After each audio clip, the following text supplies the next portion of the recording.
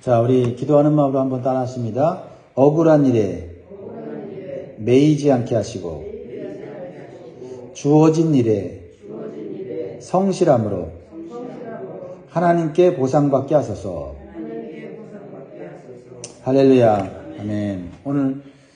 오늘 하나님께서 또 새날을 주셨는데 우리에게 주신 이 새날을 하나님이 주시는 말씀과 함께 시작하고 우리에게 주어진 일에 성실함으로써 하나님께서 우리와 함께 하심을 경험할 수 있기를 주의 이름으로 축복합니다. 우리가 살다 보면 억울한 일을 당합니다. 특히 상하 관계가 분명한 직장 생활이나 인간 관계 속에서 억울한 일을 많이 당합니다. 그러나 그 억울한 일을 다 말하고 다 해소하고 살기가 쉽지가 않습니다.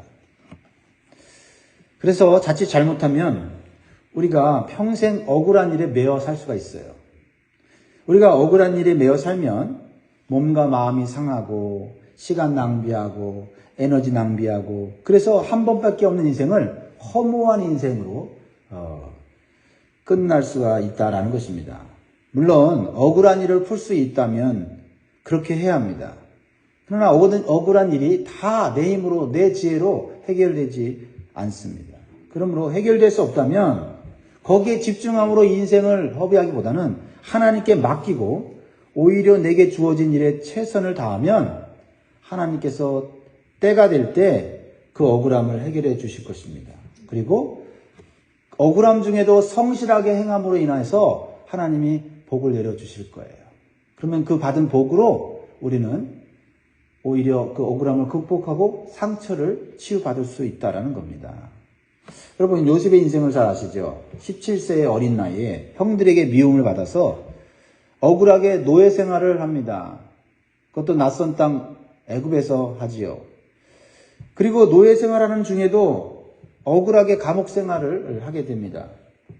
그러나 요셉은 어떤 환경에 있든지 최선을 다해서 자기에게 주어진 일을 성실하게 합니다.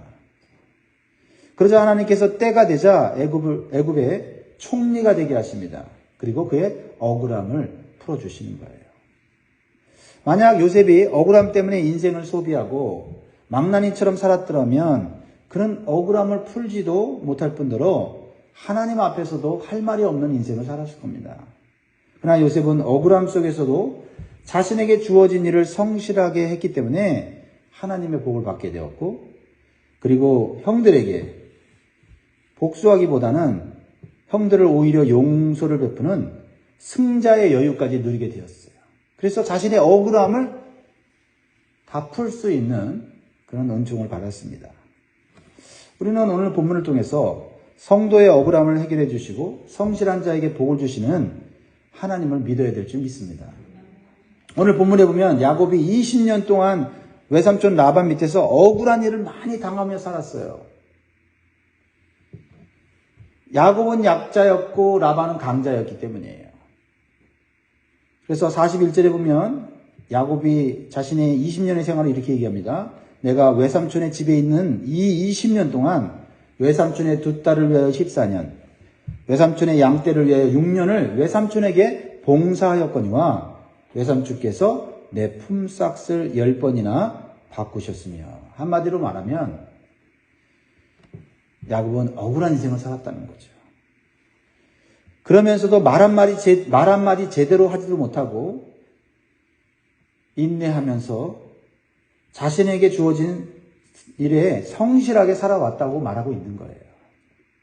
그런데 때가 되자 하나님께서 억울한 일을 풀어주시는 것을 보게 되는 겁니다. 그래서 우리에게 주시는 교훈 첫 번째는 불리한 상황을 유리한 상황으로 역전시켜 주시는 하나님을 믿어야 됩니다. 야곱은 이제 가족들을 이끌고 하나님의 말씀과 인도하심을 따라 가나안 땅으로 나아가요. 그러나 떳떳하게 가지 못하고 죄인처럼 도망갑니다. 왜요?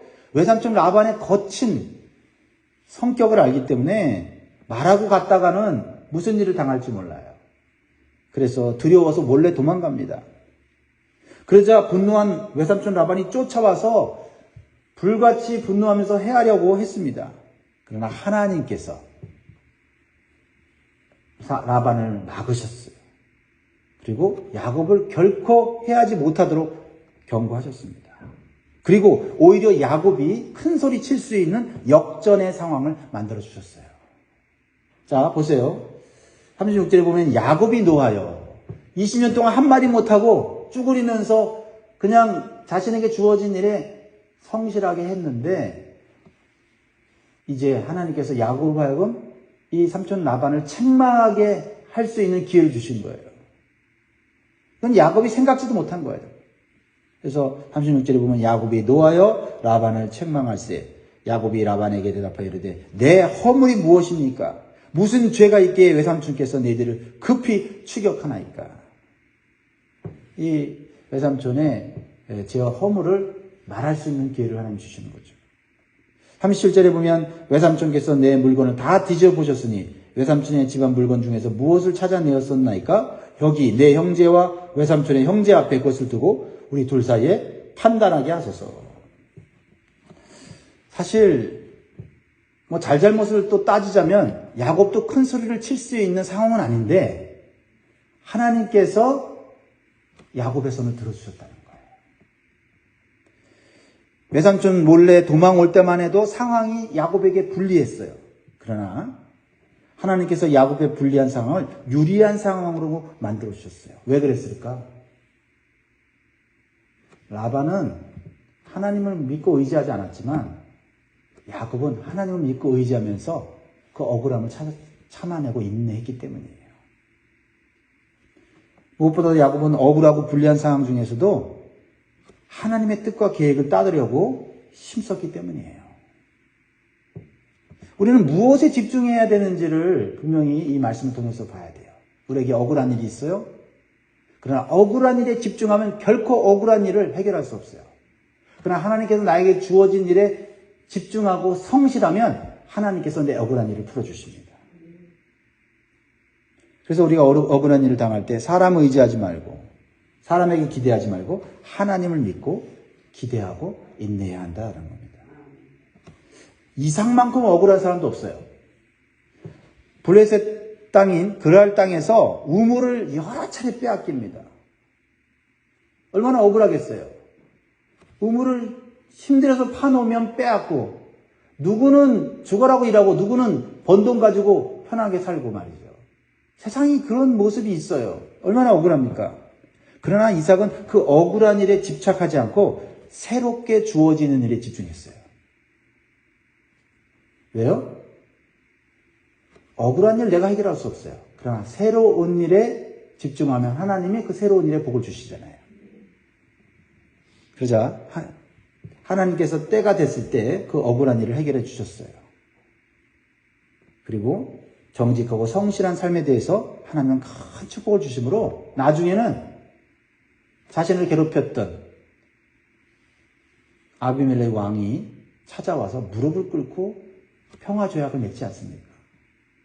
우리가 이런 인생을 살아야 돼요. 그러므로 두 번째 주시는 교훈은 때가 되면 억울함을 풀어주시는 하나님을 믿고 현재 주어진 일에 성실해야 합니다. 이제 야곱은 자신이 20년 동안 외삼촌 라반 밑에서 얼마나 고통을 받고 살았는지 그리고 얼마나 성실하게 정직하게 살았는지를 토해내듯이 말을 해요. 하나님께서 이 속에 있는 걸 다 털어놓을 수 있는 기회를 주시는 거죠. 어떻게 감히 그 외삼촌 앞에서 자신의 그 인생의 억울함, 손해본 거 다 얘기할 수 있겠어요. 얘기했다가는 난리 날 거예요. 오히려 더 손해를 볼 겁니다. 그런데 때가 되면 20년의 세월이 흘렀을 때 하나님은 해결해 주세요. 자, 야곱이 외삼촌에게 뭐라고 막 이야기합니까? 38절에 내가 20년을 외삼촌과 함께하였거니와 외삼촌의 암양들이나 암염소들이 낙태하지 아니하였고 또 외삼촌의 양떼의 숫양을 내가 먹지 아니하였으며.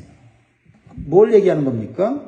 정말 외삼촌의 가축을 자신은 외삼촌이 보나 안 보나 하는 정말 해를 끼치지 않으려고 유익을 주려고 노력했다는 거예요. 심지어 이렇게 얘기합니다. 39절에 물려 찢긴 것은 내가 외삼촌에게로 가져가지 않냐고 낮에 도둑을 맞았든지 밤에 도둑을 맞았든지 외삼촌이 그것을 내 손에서 찾았으므로 내가 스스로 그것을 보충하였습니다.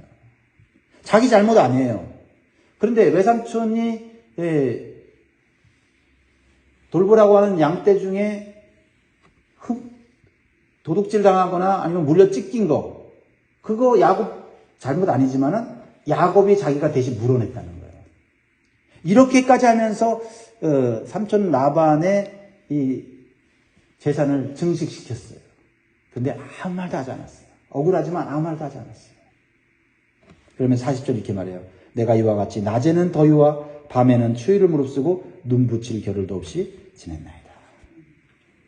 사람은요, 자기 마음에 맺혀 있던 것들을 토해낼 때 속이 시원하고 그 상처가 치유가 돼요.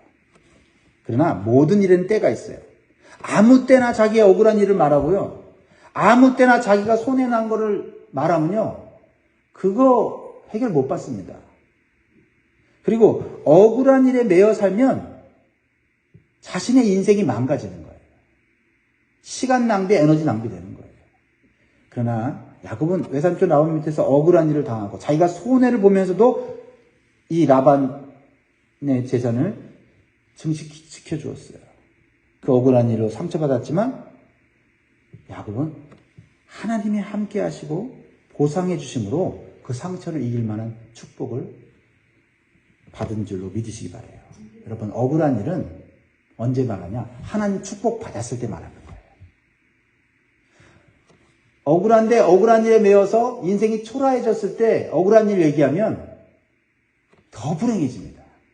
근데 억울한 일은 내가 억울한 일에 집중하지 않고 하나님이 나와 함께 하실 만한 성실한 삶, 정직한 삶을 살 때 하나님께서 억울함을 풀 수 있는 기회를 주시고, 성실한 일에 대해서 하나님이 나에게 복을 주셨을 때 우리는 여유 있게 내 억울함과 상처를 얘기할 수 있는 거예요. 그때 얘기해야 돼요. 자, 보세요. 42절 마지막 절 보면 야곱의 이 여유, 승자의 여유, 그러면서 속에 맺혔던 거 쏟아내면서도 그것 때문에 인생이 망가지지 않은 것을 얘기하고 있어요. 그게 뭐예요? 하나님이 함께 하시는 삶을 자기는 살았다는 거예요. 한번 42절 읽겠습니다. 시작. 우리 아버지의 하나님, 아브라함의 하나님, 곧 이삭이 경외하는 이가 나와 함께 계시지 아니하셨더라면 외삼촌께서 이제 나를 빈손으로 돌려보내셨으리다마는 하나님이 내 고난과 내 손의 수고를 보시고 어젯밤에 외삼촌을 책망하셨나이다. 이런 인생을 살아야 돼요. 야곱이 억울하다고 불성실하게 일하고 또 손해봤다고 징징대고, 그리고 외삼촌이 자기를 고통을 주고 품삯을 10번이나 막 바꾸는 그런 일을 할 때마다 집 뛰쳐나가고 이랬으면 하나님께서 함께하지 않았을 거예요. 사람에게 당하는 고통, 사람을 통해서 받는 억울함, 그거 하나님 함께 하신다고 믿고 견딘 거예요. 그랬더니 하나님께서 결코 손해보지 않게 하시고 보상해 주셨다는 거예요. 그러면서